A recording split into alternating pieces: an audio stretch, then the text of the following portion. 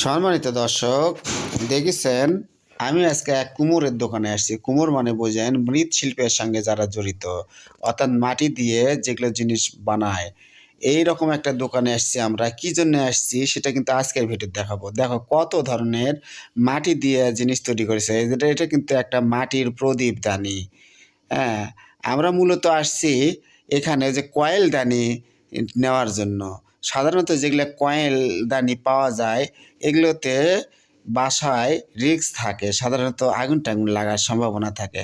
তাই মাটির কয়েলদানি যদি নেওয়া যায়, এই কয়েলদানিতে সুন্দর মতো নিয়ে যদি মাটির ঢাকনা দিয়ে ঢেকে দেওয়া যায়, আর এই কয়েলদানির চার মুড়ে চারটা ফুটা আছে, ওই দিক দিয়ে ধুমা বাড়াবে। যার কারণে আপনি ঘরের মধ্যে যদি লাগালে হবে কি, তাহলে ওই অনেক সময় কাপড় চোপড় যদি বিছনার থেকে পরে গড়ে যায়, যদি আগুন লেগে যায়